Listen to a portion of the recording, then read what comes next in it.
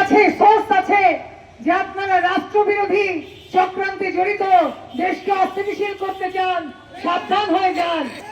আমরা বলতে চাই, স্বৈরাচারের দোসরের কারখানা বাঁচাতে আপনি যদি প্রশাসন হতে দেন, তাহলে এই প্রশাসন কার পক্ষে?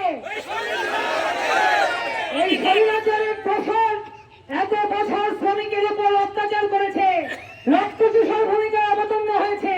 আজকে আমরাও দেখতে চাই টাকা দিয়ে স্বৈরাচারী মুছে যায় কিনা, টাকার পানিতে ওই দোসরগিরি শুদ্ধ হয়ে যাচ্ছে কিনা কারো কারো কাছে, আমরাও দেখতে চাই।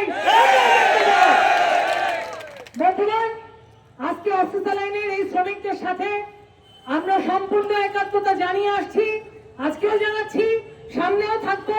আমরা আপনাদেরকে অনুরোধ করতে চাই, আমাদের একজন বক্তা বলে গিয়েছেন যে একটা বিভাজনের কথা, আমরা বিশ্বাস করি আজকে এইখান থেকে আপনারা বলেন আপনাদের মধ্যে কোনো বিভক্তি আছে?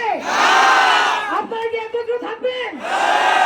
আপনারা শ্রমিকদের পক্ষে সকল সিদ্ধান্ত শ্রমিকরা একত্রে, নেতৃবৃন্দ একত্রে নেবেন।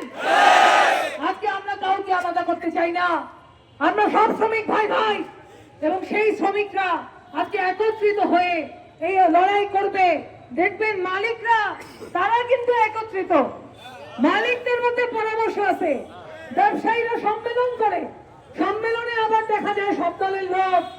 আমরা বলতে চাই, ব্যবসায়ীদের কাছে টাকার কাছে কোনো দল নাই, আর শ্রমিকের কাছে একতার উপরে কোনো শক্তি নাই, ঐক্যবদ্ধতার উপরে কোনো শক্তি নাই।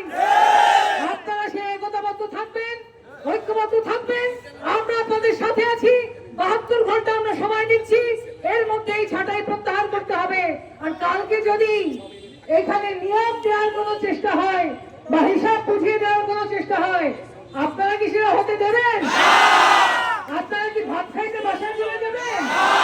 আপনারা কি ঘুমাবেন? আপনারা আন্দোলন করবেন? আপনারা যদি আন্দোলন করেন, আমাদের শরীরে শেষ বিন্দু রক্ত থাকা পর্যন্ত